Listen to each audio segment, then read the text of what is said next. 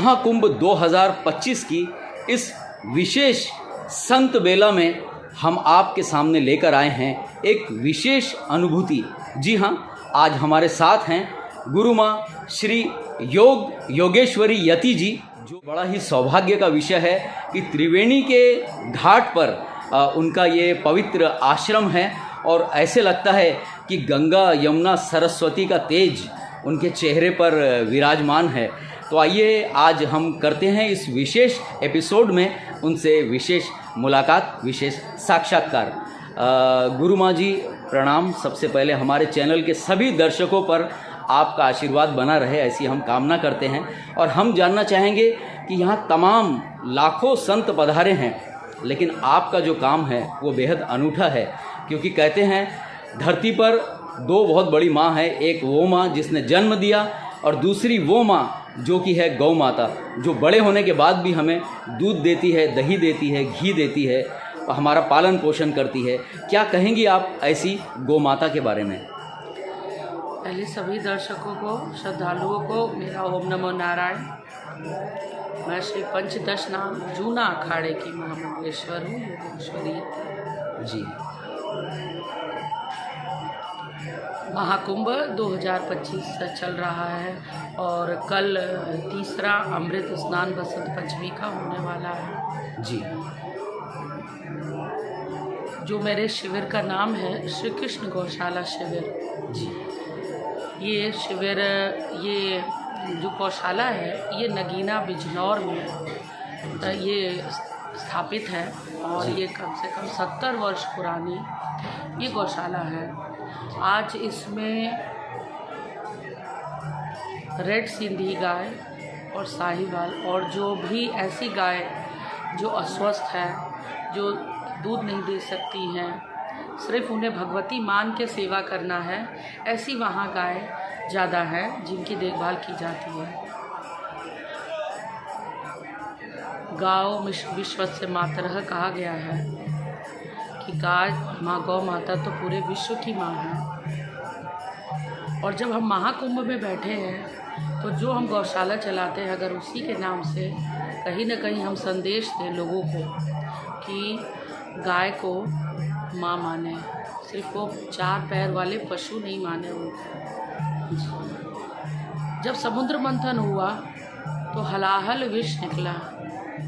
जब हमारे जीवन में जब मंथन होता है, हम अपने कार्य कर्म क्षेत्र में आगे बढ़ते हैं तो बहुत से विघ्न बाधाएं आती हैं, परेशानियां आती हैं, मन विचलित होने लगता है।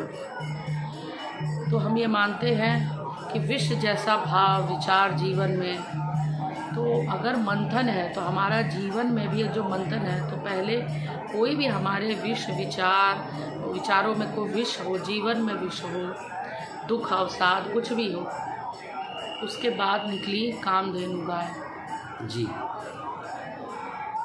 कामधेनु का क्या अर्थ होता है? हमने सुना है कि सब इच्छाओं, कामनाओं को पूरी करने वाली। जी जी। जो समस्त मतलब आपका मतलब अन्न जैसा तो भाव है, ये यज्ञ भी है जी। संपूर्ण रूप से खेती भी उन्हीं से है, यज्ञ भी उन्हीं से हो रहा है। अगर धृत है, गौ धृत ही से यज्ञ होता है जी। उसके जो गोबर से कंडे बनाए जाते हैं उससे हवन हो रहा है ना, तो यज्ञ हो रहा है। भाई गाय हमें दूध दे रही है, दही दे रही है, तो हमारा भोजन भी हो गया। खेती के लिए भी गाय है, बैल है, खेती के लिए भी पहले, अब तो देखिए आधुनिक समय में खेती के लिए नहीं प्रयोग हो रहा है, लेकिन जो उसका खाद है, जिस तरीके से यूरिया पेस्टिसाइड हम प्रयोग कर रहे हैं, पहले की सरकारों ने उसको काफ़ी यूरिया इन चीज़ों को प्रमोट किया। मैं आप सभी से एक बात कहना चाहती हूँ कि जो किसान भाई अपने खेतों में यूरिया डाल रहे हैं, पेस्टिसाइड डाल रहे हैं, वो अगर उसी यूरिया को ग्लास में घोल करके ना आप पी लेंगे क्या, या आप किसी को पिला देंगे? नहीं पिलाएंगे ना। आप जानेंगे अरे जहर है, मैं कैसे पीऊँ। तो फिर ये सोचिए, खेतों में आप वो डाल देते हैं, वो अनाज में वो जहर चला जाता है और उसी जहरीले अनाज को, वो गेहूँ है, चावल है, जो भी है, हम खाते हैं, तो इतनी बीमारियां बढ़ रही हैं। जी, बहुत सटीक कारण आपने बताया। इतनी बीमारियां बढ़ रही हैं। तो इस पर आप किसान भाइयों से मेरी कि इस पर बात पर विचार करें और अपने घर में गाय है, बैल है, जो भी है आप पालें। उनके गोबर से, गोबर जो होता है खेती ज़मीन की, भूमि की उर्वरा बनाए रखता है। जी, ये यूरिया पेस्टिसाइड आपकी भूमि को बंजर कर देगी। भूमि बंजर हो रही है, गाय भी बाँझ जैसे हो रही है। माताओं को देख लीजिए, जिस अनाज को खा के आज हर माँ सिजेरियन से बच्चा पैदा कर रही है, ऑपरेशन हो रहा जी। है, नॉर्मल डिलीवरी नहीं हो रही है, जल्दी गर्भवती नहीं माताएं हो रही हैं। हमारी बहन बेटियां जो हैं जल्दी से किसी का शादी के साल 2 साल के बाद ट्रीटमेंट शुरू हो जाता है। बिल्कुल। और वो टेस्ट ट्यूब बेबी है, IVF और ये सारी चीज़ें प्रोसेस आ रही है। ये क्या है? प्राकृतिक रूप से संतान नहीं पैदा होगी तो प्राकृतिक रूप से वो बुद्धिमान नहीं होंगी, उनका विकास नहीं होगा। तो ये सोचने वाली गंभीर विषय है। गुरु माँ जी, एक सवाल ये भी है कि जैसे गांव में जो लोग रहते हैं वो तो गाय पाल लेते हैं, लेकिन जो शहर में रहते हैं उनके लिए गाय पालना मुश्किल हो जाता है। और ऐसे में काम आती है गौशाला, कि अगर एक गौशाला एक एरिया में है तो उसका लाभ पूरे शहर के उस पूरे एरिया को मिल सकता है। तो ऐसे गौशाला के महत्व के बारे में आप क्या कहेंगी? देखिए, जो शहरी क्षेत्र है, शहरी क्षेत्र के आसपास जो भी गौशाला को आप जानकारी करें, समय समय पर वहाँ जा कर के थोड़ा सेवा समय बिताएं। जी, प्रेम मोहब्बत कहा जाता है कि अरे आप किसी भी जीव को प्रेम करेंगे तो उससे कहीं ना कहीं एक ऊर्जा, पॉजिटिव ऊर्जा मिलेगी। जी, तो वो तो साक्षात भगवती है, साक्षात जननी है, समस्त देवी देवता का उसमें वास है। तो जी। उसकी सेवा करेंगे। बहुत से जीवन में जो आपके कार्य हैं, जैसे मैं लोग उपाय पूछते हैं जी, कि ये बच्चे नहीं हो रहे हैं या अनेक हमारे जीवन में ये कष्ट है, तो मैं ये कहती हूँ ये अनाज लो और गौ माता को खिलाओ। 21 परिक्रमा करो, 41 परिक्रमा करो, 11 परिक्रमा करो, 7 बार परिक्रमा करो और ये 21 दिन करो, 11 दिन करो, 45 दिन, 90 दिन, 108 दिन, जैसे जिसकी समस्या परिक्रमा करो और उन्हें प्रणाम करो। देखो आपकी मनोकामना पूर्ण हो के रहेगी। माता जी, ये जो वो आपने शहरी क्षेत्र वाली जो मैं बात बताई थी कि शहरी क्षेत्र में तो वहाँ समय बिताए जी, थोड़ा सा है। जी, जी, और जो कुछ भी अपने घर से रोटी है, कुछ भी ऐसा है, वहाँ गौशाला तक पहुँचाए। जी, और शहर में जिसका थोड़ा घर बड़ा है तो एक काम आप कर सकते हैं। कौन सा? छोटी सी बछिया, जैसे 6 महीना, 1 साल की बछिया है, जब वो अपने माँ का दूध पीना बंद कर देती है, उसके बाद उस बछिया को, उसमें क्या है, सिर्फ थोड़ा उसको खिलाना ही है जी, और ना वो दूध दे रही है, कुछ नहीं है। वो तो 3 वर्ष के बाद ही जाके तैयार होगी। तब तक आप उसको ऐसे छोटे एरिया में रख सकते हैं, थोड़ा चारा खिला दिया। जब वो बड़ी अच्छे से हो गई, उसको गौशाला छोड़ दे, फिर एक छोटी सी फिर पाल लीजिए, वो थोड़े जगह में रह लेगी। तो आप ऐसे कर सकते हैं। और अब आपका, अगर आप अपने दरवाजे गौमूत्र, गाय के गोबर से कुछ छिड़काव करते हैं तो घर का वास्तु, आपका आर्किटेक्ट का बनाया हुआ मकान वास्तु नहीं ठीक कर सकता है, लेकिन गौ माता के गौमूत्र से आपके घर का वास्तु ठीक हो। जी हाँ दर्शकों, जो लोग वास्तु में विश्वास रखते हैं उनके लिए तो माता जी ने बहुत सुंदर बात बताई है। और एक चीज़ और पूछना चाहेंगे, आजकल ट्रेंड में आ गई है एक बहुत ही छोटी गौ माता, जिसका प्रचार हमारे प्रधानमंत्री जी ने भी किया है। तो क्या अगर लोग उसको पालते हैं तो उसका भी पुण्य है? बिल्कुल। अरे गाय ही है जी, हाँ, छोटी या बड़ी से उससे नहीं मतलब है हाँ? जी, मैंने कहा ना, अगर छोटी रख लिया जाए तो क्या होगा कि आपके घर का जगह ठीक है, शहरी क्षेत्र है जी, थोड़ा सा, अरे आप कुत्ता रख सकते हैं हाँ। कुत्ता जो है, कुत्ते की पोटी तो बदबू करती है, वो पेशाब करता है, पूरे घर में बदबू करता है, तब तो आपको अच्छा लगता है हाँ? जी, जी, भाई गाय का गोबर से तो कोई बदबू नहीं है, उसके गौमूत्र को तो पिया जा रहा है जी। अगर वो घर में कहीं थोड़ा बहुत गौमूत्र फैली जाएगा तो उससे उठाइए और पूरे घर में पोछा लगा दीजिए।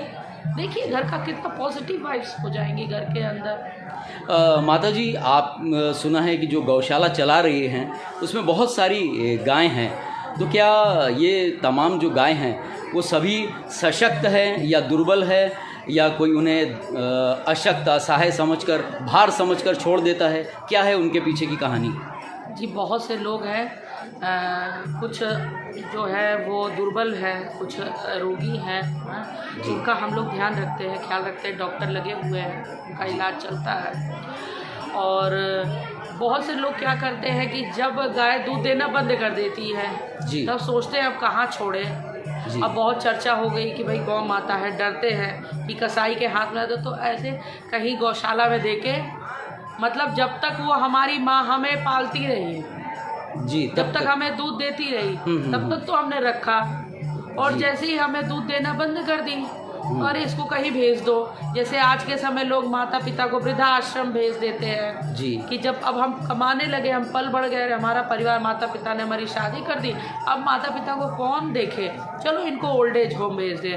तो ये भावना भी होती है कि लोग सोचते हैं गौशालाओं में भेज दें और हम अपनी जिम्मेदारी से मुक्त हों। योगेश्वरी माता जी, हम ये भी जानना चाहेंगे आपसे कि अगर ऐसे में जो कई सारी गाय हैं जिनकी सेवा लोग नहीं कर पाते हैं और आपके यहाँ लाकर दान कर देते हैं, उसका आर्थिक रूप से तो कोई आश्रम को भी लाभ नहीं होता, आध्यात्मिक लाभ है, लेकिन उनका खर्चा तो बढ़ता ही है। तो वो सब खर्चे के लिए कैसे आप इतना सब मैनेज कर पाती हैं? क्या सरकार आपको कोई सहायता देती है? अभी तो कोई सरकार से मदद नहीं है जी। और ये हम जानते हैं कि कैसे करके हम चलाते हैं जी।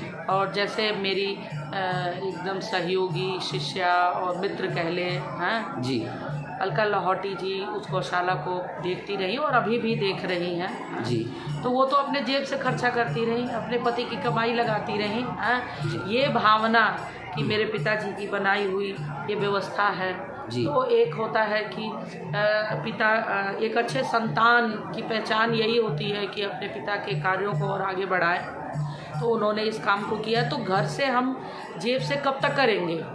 तो अब मैं लोगों से यही कहना चाहूँगी आपके इस चैनल के हम माध्यम यही से पूछना भी चाहते थे माता जी कि अगर 500 रुपये जी, अभी आप कोई मसाला खा लेगा, कोई पान खा लेगा, कोई पिज़्ज़ा बर्गर कोल्ड ड्रिंक खा ले, 500 रुपये यूं ही एक 500,000 रुपये उड़ा आएंगे। जी। जी। लेकिन अगर हम ये कहेंगे, अगर लाखों लोग अगर 500,000 रुपया उस गौशाला को डोनेट करने लगे हर महीने, तो हम न जाने कितनी सड़क पर घूमती हुई गायों को हम पकड़ के उनको सेवा करें, वो रोगी कटने से तो बचेंगी।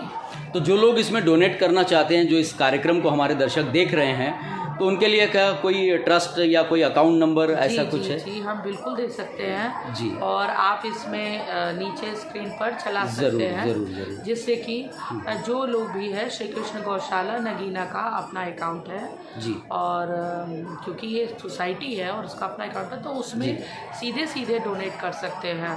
जी। तो मैं सभी से, आपके चैनल के द्वारा सभी से ये निवेदन करूंगी कि अगर आप सच्चे हृदय में अपना कल्याण चाहते हैं तो कुछ भी करें संसार में, कुछ भी अपना, ठीक है लाइफ है, कमा रहे हैं, एंजॉय करिए, लेकिन थोड़ा सा उस भगवती के लिए जिसको हम राष्ट्र माता घोषित करने की बात कर रहे हैं, हम कह रहे हैं कि उसका पूरा सम्मान होना चाहिए। ये महाकुंभ में आए हुए सभी श्रद्धालु जी, कि अमृत तो बाद में निकला है, जीवन में अमृत कब आएगा? जब गौ माता की हम सेवा करेंगे, गौ माता हमारे जीवन में जब पूरी तरह से हमारे मन मंदिर में बस जाएंगी, हम उनके लिए कुछ करेंगे, तब जीवन में अमृत आएगा, ऐसे अमृत नहीं आएगा जी। और योगेश्वरी माता जी, हम ये भी जानना चाहेंगे, आपका नाम ही है योगेश्वरी यति जी, तो हम जानेंगे कि आप योग में, हमने सुना है कि आप 2-2, 3-3 महीने के लिए साधना में लीन हो जाती है, कैसे संभव हो पाता है इतने दुर्गम स्थानों पर आपसे? ये तो माँ भगवती की कृपा है, गौ माता की कृपा है जो प्रेरणा मिलती है। और उसी प्रेरणा, आत्मबल सबसे ज़्यादा ज़रूरी होता है। किसी भी दुर्गम स्थान में, जैसे मैं केदारनाथ में रही, बद्रीनाथ में रही, मैं लेह से आगे तिब्बत के बॉर्डर के पास, जहाँ पर बहुत ड्राई एनवायरनमेंट है जी, मैं न्योमा और हानले, ये 4 महीना मैं रही हूँ वहाँ पर। जी। जहाँ हमारे डिफेंस वाले लोग, जो हमारे सैनिक रहते हैं, ऐसे वातावरण में मैं वहाँ रही हूँ और रह के मैंने साधना, ध्यान, मेडिटेशन वहाँ पर किया है। और वहाँ की ऊर्जा को फील किया है, महसूस किया है। तो ये सब कुछ आत्मबल से है और भगवती की कृपा से है, वही करवा सकती, नहीं तो हम नहीं कर सकते हैं। और एक अंतिम सवाल आपसे ये जानना चाहेंगे माता जी कि जो लोग कुंभ में अभी तक नहीं आए हैं और आना चाहते हैं और आपसे मिलना चाहते हैं, आपके दर्शन करना चाहते हैं, उनके लिए क्या कहेंगी आप? बिल्कुल, सभी कुंभ में जो अभी तक नहीं आए हैं वो आए, और हमारा ये जो सेक्टर है 20 नंबर सेक्टर में श्री कृष्ण गौशाला शिविर में ज़रूर अवश्य पधारें। और लेकिन कुछ बातों की सावधानी बरतें। जी। कुछ घटनाक्रम घटित हो गया है, बड़ा ही दुखद ये घटना है। तो सावधानी ये बरते कि जैसे सभी के मस्तिष्क में है कि एक पॉइंट है संगम नोज, हम वहीं स्नान करेंगे तो ही हमारा कल्याण होगा। आप एक जानिए कि अमृत की बूंद तो प्रयागराज की धरती पर गिरी थी ना। जी जी, है ना। तो जो नदी का क्षेत्र है, तो नदी का क्षेत्र तो जिस बालू में हम बैठे ये भी नदी ही है। बिल्कुल। थोड़ा सा वो बढ़ गई है, जैसे ही वर्षा ऋतु आई, बरसात आएगी, ये पूरा जलमग्न हो जाएगा सब जी कुछ। बिल्कुल बिल्कुल। तो हम तो भगवती के गोद में ही बैठे हैं। आप यहाँ आ गए तो भी आप समझ लीजिए कि आपने ये जो भालू लोग चल रहे हैं, बालू उड़ के चेहरे पर आ रही है, आप ये समझिए ये भी अमृत ही है, ये भस्म है महादेव का। हाँ, आपने इतना सुंदर संदेश दिया है। हो सकता है आने वाले समय में सारे लोग इस महत्व को समझकर अपने अपने स्थान पर ही गंगा स्नान कर सकते हैं। यहाँ पर सुंदर गणेश जी की प्रतिमा भी है, उसका भी आप लोग इस वक्त दर्शन कर सकते हैं। आप देख रहे हैं माता जी के साथ ही रहते हैं। और एक बात आप लोगों के मन में आ रही होगी माता जी का तेज देखते हुए कि अगर आप लोग माता जी से गौ पर आधारित कथा अगर करवाना चाहते हैं या प्रवचन कराना चाहते हैं या फिर उन्हें आमंत्रित करना चाहते हैं, तो आप देख सकते हैं कि जैसे श्री गणेश सारे विघ्नों को दूर करते हैं, उसी प्रकार से गौ माता की जो कथा होती है वो जीवन के सारे कष्टों को हर लेती है। तो माता जी, अगर जो भक्त आपको आमंत्रित करना चाहेंगे उनके लिए हमारा निवेदन है कि आप अवश्य समय निकालिएगा। आपने हमारे लिए समय निकाला, आशीर्वाद दिया, धन्यवाद, प्रणाम। इस आश्रम में आने के पीछे आपने किससे प्रेरणा ली, कैसे आए आप यहाँ तक? वो हमारे एक रेफरेंस में थे, वो भाई उन्होंने बताया कि ये गौ माता के लिए वो चला रहे हैं, तो हमने सोचा कि वहीं पे जाना है। जी दर्शकों, भक्त तो यहाँ पे बहुत सारे हैं, लेकिन समय के अभाव में हम सबसे तो बात नहीं कर सकते हैं। भविष्य में कभी ज़रूर बातचीत करेंगे। आप देख रहे थे ये विशेष प्रोग्राम जो कि माता जी ने जो गौ सेवा की है उस पर आधारित था। शीघ्र मिलेंगे किसी और स्थान पर, किसी और एपिसोड में। तब तक दीजिए इजाज़त। नमस्कार, जय हिंद, जय भारत।